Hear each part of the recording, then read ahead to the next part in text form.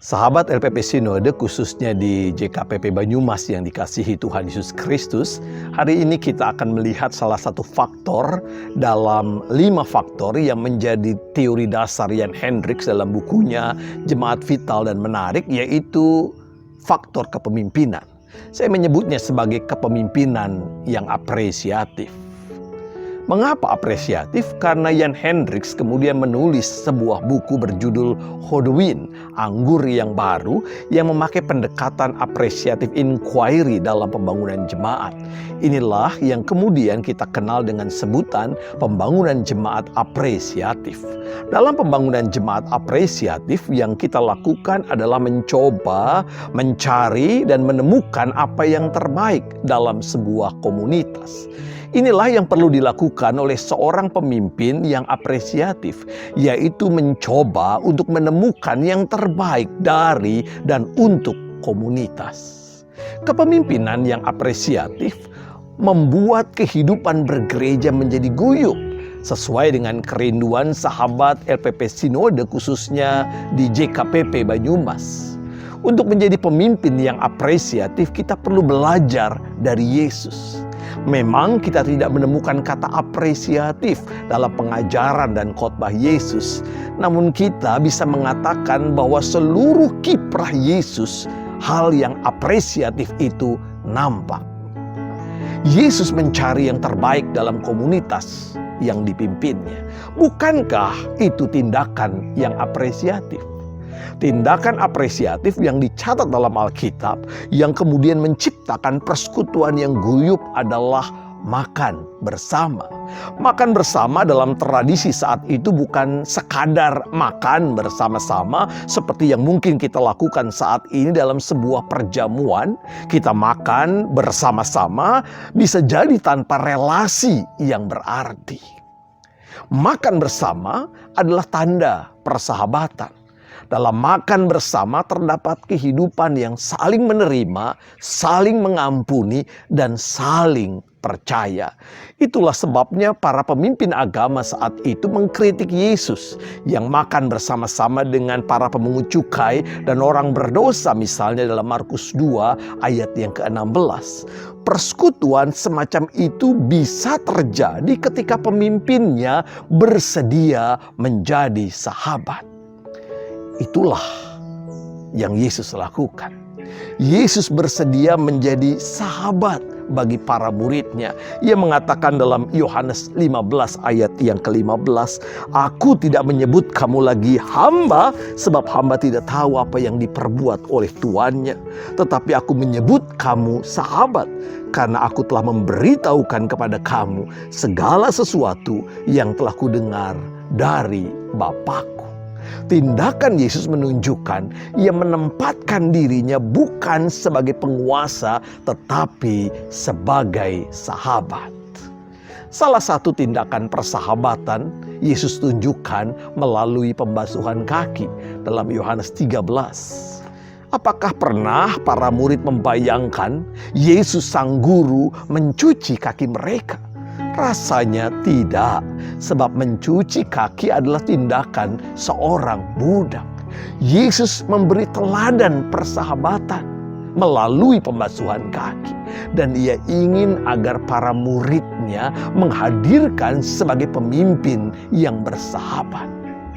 Sahabat LPP Sinode, sebagai pemimpin, para murid dipanggil untuk menjadikan Yesus sebagai pusat teladan kehidupan dan kepemimpinan mereka.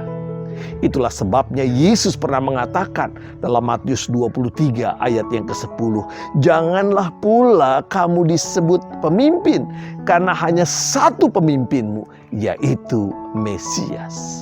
Sebagai pemimpin, ingatlah bahwa pusat hidup kita adalah Yesus. Fokus hidup kita adalah Yesus, bukan diri kita. Hanya ada satu pemimpin kita, yaitu Yesus Kristus. Dengan demikian, pemimpin harus terus menganggap dirinya hamba, bukan penguasa, bukan tuan. Umat harus dibina untuk menjadikan Yesus sebagai pusat. Kita tahu bahwa kepemimpinan adalah soal bagaimana memengaruhi. Yesus melakukannya dengan cara keteladanan dan dialog. Yesus tidak memaksa orang, para murid untuk taat. Banyak pemimpin masa kini memaksa pengikutnya untuk taat kalau perlu dengan narasi yang menakutkan. Di sini kita melihat bahwa bagi Yesus relasi adalah unsur yang penting. Itu sebabnya Yesus mampir ke rumah Petrus untuk menyembuhkan ibu mertuanya dalam Markus 1 ayat 29 sampai dengan 31. Kepemimpinan dengan demikian bukan soal kedudukan. Saya kan pendeta, saya kan majelis jemaat, majelis gereja, kamu cuma jemaat biasa. Bukan. Kepemimpinan adalah soal bagaimana membangun relasi yang saling mendukung, bukan menang-menangan.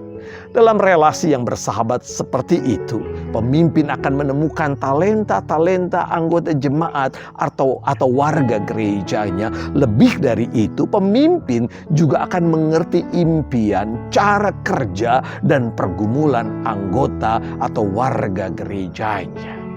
Perlu diingat, dalam berbagai pengalaman, konflik terjadi karena kita tidak saling memahami. Relasi yang akrab, relasi persahabatan adalah kunci kepemimpinan yang menguatkan, yang saling menumbuhkan hingga persekutuan menjadi guyup.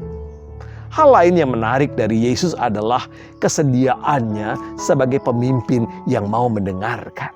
Mungkin kita pernah mendengar kisah tentang seorang perempuan Sirofenisia dalam Markus 7 ayat 26 sampai dengan 30. Yesus pada awalnya seperti enggan menyembuhkan anak perempuan dari perempuan itu yang dirasuk setan. Yesus mengatakan, biarlah anak-anak kenyang dahulu, sebab tidak patut mengambil roti yang disediakan bagi anak-anak dan melemparkannya kepada anjing. Ungkapan itu terdengar kasar karena Yesus menyamakan perempuan itu dengan seekor anjing. Tetapi ungkapan itu biasa diucapkan orang Yahudi pada waktu itu terhadap orang asing. Namun perempuan itu tidak berhenti. Ia melanjutkan dengan mengatakan anjing akan makan remah-remah roti yang jatuh. Yang menarik adalah tanggapan Yesus. Yesus mengatakan, karena kata-katamu itu pergilah sekarang sebab setan sudah keluar dari anakmu. Yesus mendengarkan perkataan perempuan itu sekalipun di mata orang Yahudi perempuan itu dianggap tidak layak. Pemimpin yang berfokus kepada Yesus adalah pemimpin yang mendengarkan umat yang dipimpinnya. Jika kita ingin jemaat kita atau gereja kita guyup, jadilah pemimpin apresiatif seperti Yesus. Tuhan memberkati.